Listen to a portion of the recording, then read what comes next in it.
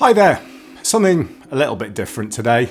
It's not my area of expertise at all, and it doesn't really fit in with a tech channel, but I'll force it into it a little bit. I want to talk to you about a project that I've been doing recently to shift my commute from car to scooter. And I live in a city, and I basically got fed up of being sat in traffic, being sat in random queues of traffic. For example, it can sometimes take me 45 minutes to an hour to go 50 meters when leaving the office that I work in. That's how crazy it's got. So I kind of thought, well, I can do something about this. It's a 6 to 7 mile journey. Why not do it on a scooter? So that's what I've done. Anyway, I wanted to just chat to you about my experiences. Firstly, let's talk about the bike. Well, I decided finally to go with a Peugeot Django 50cc. It's a 50cc because my license currently limits me to 50cc. I passed my test before 2001, actually back in like 1994 or something crazy like that. So I'm limited to 50cc. Unless I take a CBT, and then I've got to have L plates and stuff. That's how it works in the UK. I think it's a similar thing in similar idea in certain other countries as well. It's a very different type of bike to the original style I was expecting to get. When I first started out on this, I was only really looking at what I would class as quite typical mopeds, quite typical scooters, something like an Aprilia SR50 or that type of style. And I went into the shop and actually kind of looked at them. I went into a shop on White Ladies Road here in Bristol. Thank you to Down End Scooters for their service, by the way, and White Ladies Scooters, because their service has been fantastic. I had a couple of problems with the Peugeot when I bought it, but their service was absolutely excellent. So I would recommend them wholeheartedly. So anyway, I decided to go with this more retro style, and I never thought that I would go with a kind of 50s French style scooter. I just didn't expect it to be that way. But when I looked at it, the size is much bigger. The Peugeot Django is styled in the same size on the 50cc as the 125cc. That slightly larger style and slightly larger frame fits me better. I'm 6 foot tall, 6'2" tall, 188 centimeters tall, and it fits me better. I kind of looked at that style and that scooter with a fairly large seat. It's a good seat with a good sort of pillion space on the back, and then went back to these smaller scooters, and they just feel really cramped, and I just sort of didn't want to go with that ultimately. And then it just started reminding me of the kind of scooters that 16-year-olds whiz round here, and so I just decided that I didn't like it anymore. So I went with something a little bit more retro, and this is the one that I chose. So far, my impressions of the bike are good. I don't have a massive amount to compare to. I've only ridden scooters in foreign countries, and I've ridden a combination of 50cc and 125cc bikes in foreign countries, but I am totally new to this in the UK, and there may be some of you out there saying, oh, you should have taken a CBT and all that, and maybe that's true. Maybe it is worth doing those couple of hours of training to just get you familiar with the sort of certain nuances of riding a bike on the road versus driving a car, because in my experience so far, it's very different, in a good way though. So yeah, the bike itself runs well. I mentioned a couple of problems. I had a few problems with the battery, I had a few problems with the LED lights, but I really like the bike. The LED indicators are very clear and bright. The front light it only runs off the, whatever you call it, when you start the engine, the flywheel, only runs off that. So the front bulb light is only on when the actual engine's on, and obviously is then sort of dependent on, it dims slightly when you're idling. But the rest of the lights, because it's got an LED kind of white sort of light section on the front, and all the rear lights, so the rear light is permanently on, and then the brake lights are LED as well, and the indicators are LED, they all work just from the battery. The speedometer is analog, which I like. It's primarily in kilometers an hour, and the miles an hour are tiny, so a bit difficult to see sometimes. And it also has a digital display with trip information, total mileage information, fuel, and various sort of warning symbols and time and that type of thing. So overall, the performance is good. It's extremely quick off the mark, but most scooters are. I have no problems with it. It's a 50cc, you know, it slows down a bit up a hill. When I'm on a dual carriageway and the dual carriageway turns to a 40 mile an hour, even maybe a 50 mile an hour, I'm pushing it a bit on a 50cc because I just can't do more than a certain speed, you know. So I do become that kind of shoved into the side of the road. And potentially in the way a little bit. But for me, that's just a really small percentage of my commute. The rest of it is round town driving, and it's perfect for that. It's brilliant for that. I mean, it's quick. It can fit through, you know, gaps. The mirrors are clear. They're nice and high up. The mirrors, they're not tiny things as they are on certain scooters. And I really enjoy riding it. You know, I find through town it is perfectly powerful enough. It can get up hills. It can happily get up a hill up to 30 mile an hour, you know, and that's all it's supposed to do anyway, so it's fine. Styling wise, well, it's lovely. It's primarily a plastic body with chrome finishes, and so far it's you know, I've only done about 120 miles on it so far, so it's not dirty yet. I don't know about cleaning it and things. I guess I'm going to have to invest in some kind of chrome polish if I want to look after it. I did invest in a cover for it, so I have a proper bike cover for it. It's actually the original Peugeot one, which I got from Down End Scooters, and that's, you know, it's got the kind of Peugeot branding on, which probably isn't ideal really, because it basically says underneath this cover is a Peugeot Django bike, which maybe isn't perfect because you want a cover to be a layer of security, possibly, rather, you know, so it's sort of people who come along to nick scooters, which they do a lot, and you know, you're kind of put off a little bit by the fact you can't see what is underneath that cover. Overall, the experience I've had so far with changing to a scooter or a moped, I should call it a moped because my son refers to a scooter as his little thing that he goes around sort of parks on and things, you know, the sort of thing kids use and some adults use. So my experience of the commute so far and my experience of overall is that although I had a budget for the scooter, I didn't really factor in all the extras that I was going to want and or need. And after all that, it does work out quite a bit more expensive than you expect. On a brand new scooter, you do of course get the tax, and you get your MOT for however many years. You get a tax for 1 year. The tax is only like £15 anyway, so it's no big deal. But insurance is nowhere near as cheap as you might expect. It depends on the area you live, but scooter theft is pretty high.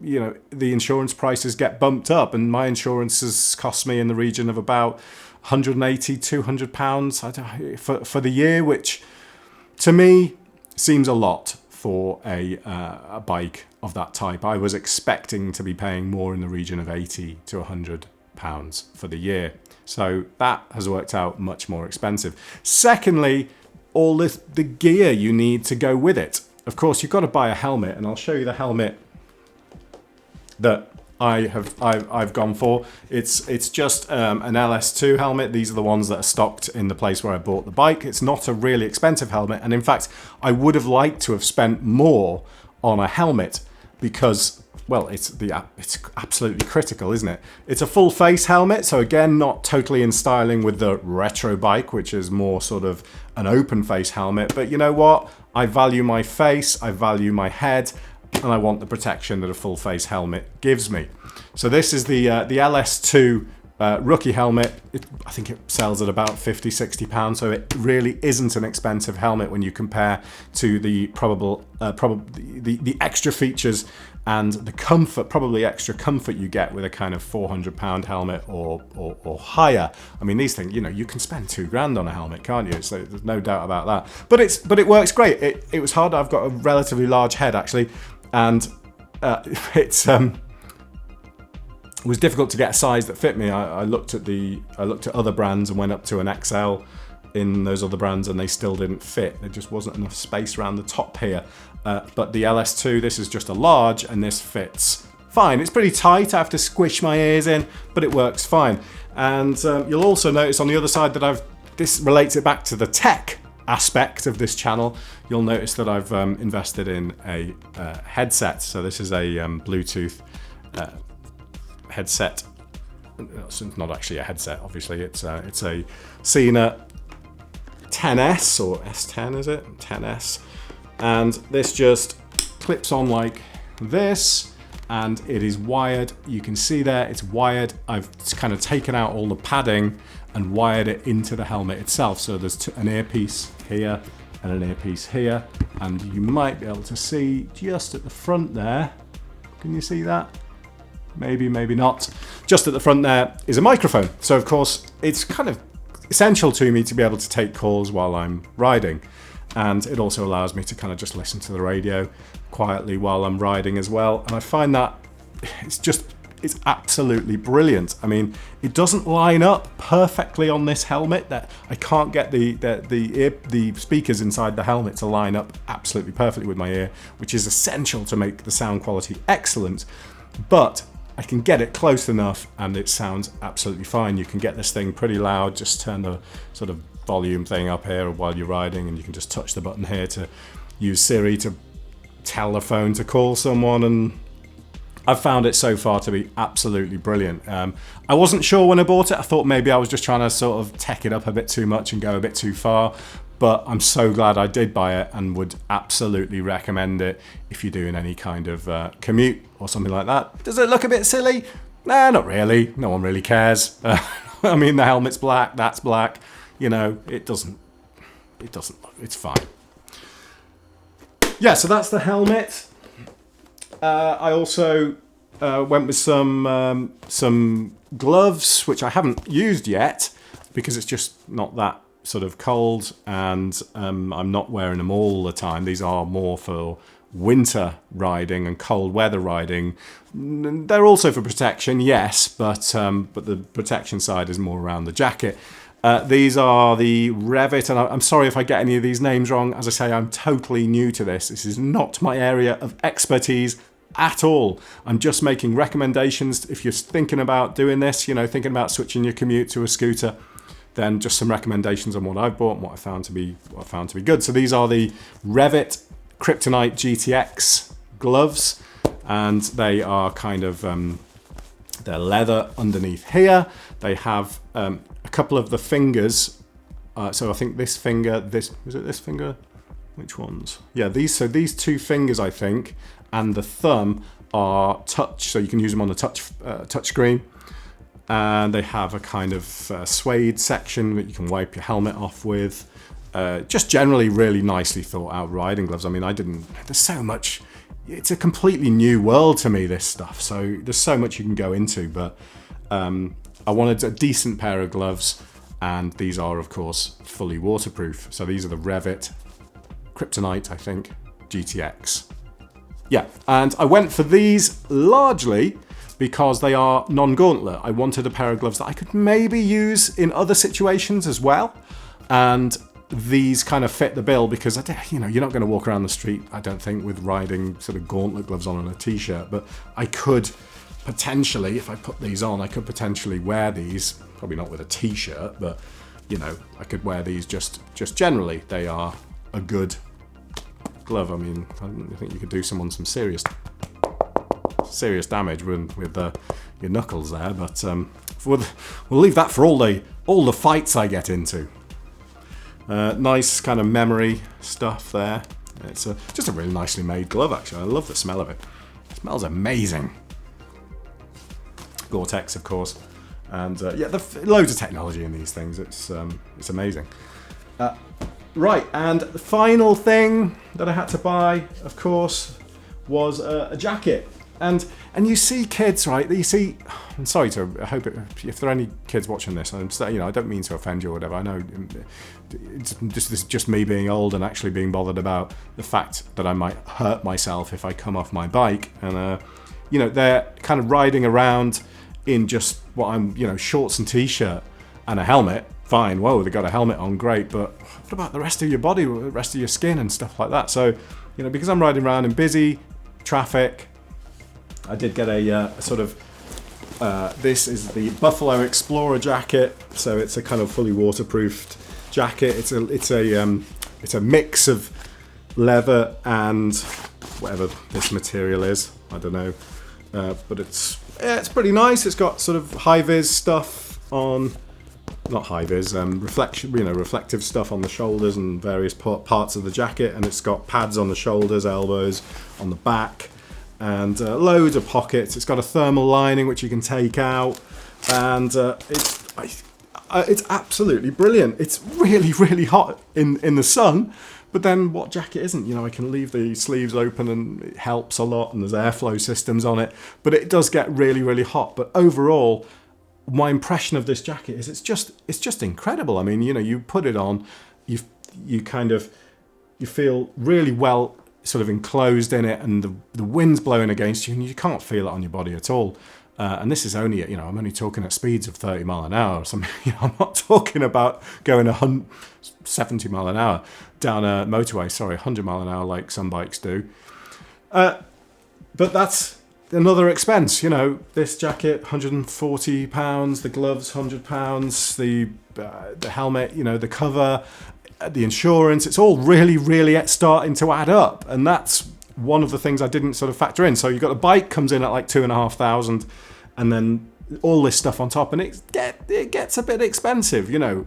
But as soon as you start riding it and you have a row of cars and you either filter, which is legal, by the way, so before anyone comes back and says, oh, should you be doing that? It's annoying when bikes do that.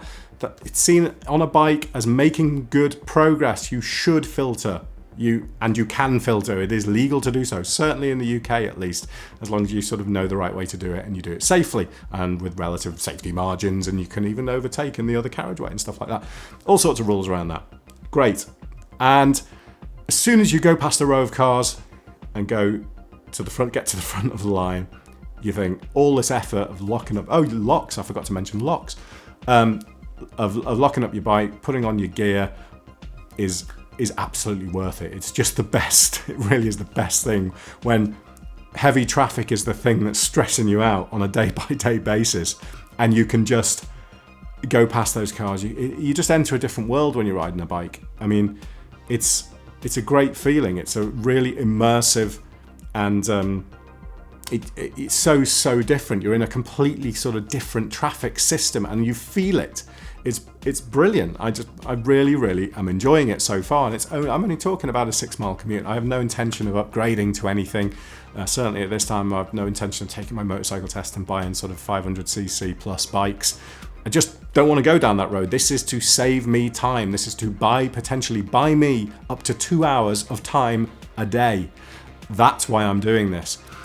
Locks wise, I've got a chain, I've got an alarm, I've got a disc lock on my bike.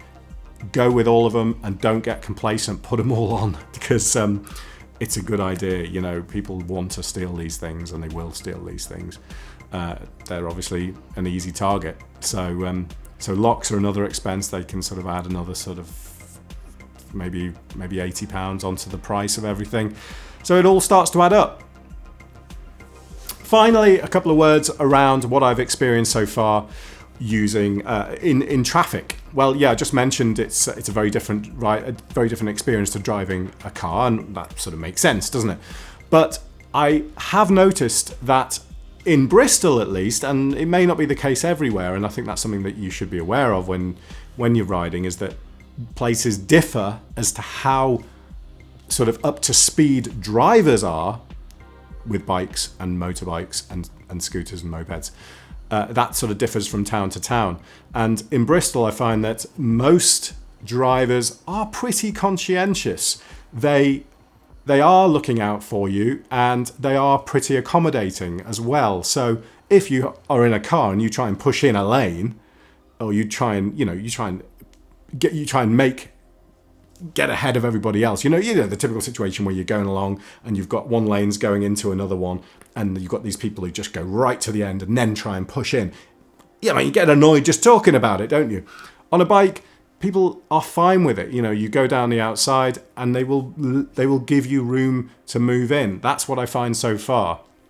It's much, much better than I expected. Clearly, you've got to assume that everybody won't, and everybody is an idiot, but that applies to driving and it applies to riding. It's exactly the same, you know. It's just something that you should always do on the road, is assume that everybody else is a tool, because it's not a bad way to think. But overall, I try to ride conscientiously. I thank people when they let me in, and I stick to the rules, solid white lines, don't go over them, all those kind of things. So I'm not just randomly overtaking everybody and anything. And I find that when I do, and hopefully do in the right situations, people will move in, give me some space to get past, give me some space to filter. Maybe they don't want this car scratch. Well, I wouldn't do that anyway, but it's much, much better than I thought, and I'm just really enjoying it. It is a lot more work than you think. If you're gonna go with all the gear, you're gonna have the jacket, you're gonna have the locks, you're gonna have the helmet, you're gonna have the gloves. It takes time to put all that stuff on. It takes time to get ready to go. You can't just hop on a scooter like you do when you're abroad and just whiz off down the street. I can't believe I've ridden a scooter miles in very dangerous conditions, dodgy roads and stuff in just shorts and a t-shirt when I've been sort of in Greece and Spain and stuff like that. But you do what you do, don't you? Anyway, I would never do that in the UK. And there we go. I mean, that's just a quick chat. Quick, he says. Yeah, not that quick. About my project scooter commute, I will call it. Scooter commute project. Yeah. If you got any thoughts on good gear that you're using, if you ride a scooter to work, how do you find it? Is it any particular things I should be watching out for? Is anything I've said sort of inaccurate? Let me know in the comments below. I'd really be interested to hear from you, and thank you for watching. I know this isn't the sort of thing I usually do on the channel. I might do a bit more of a look at this thing in the future. It's a bit more sort of on topic with what I do around tech stuff and reviews. But thanks for watching, and I'll catch you soon.